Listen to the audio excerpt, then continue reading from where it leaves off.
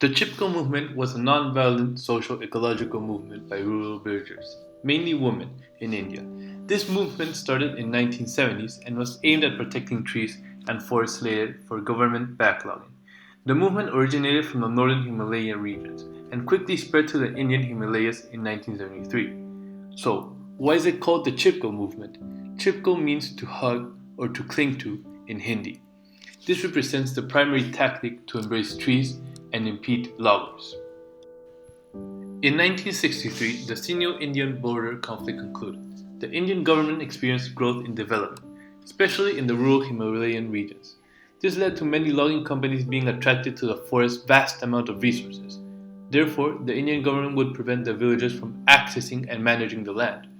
The villagers depended on the forest for resources such as food and water.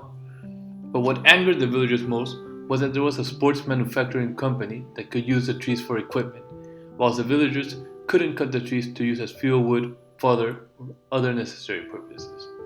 Due to this, the villagers decided to protest against the government for letting this sports manufacturer company into the forest but denying them access.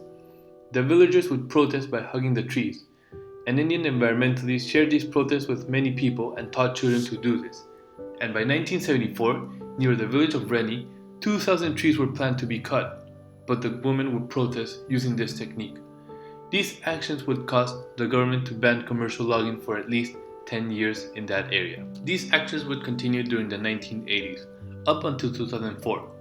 Although unsuccessful in 2004, after the commercial logging ban was lifted, the Chipko movement definitely impacted how people viewed the environment. These protests led to a commercial logging ban in India, as well as many limestone quarries being closed. The Chipko movement made us see how people, mainly those who live in the rural areas, need the environment to live and how we shouldn't mismanage the use of it on unimportant things.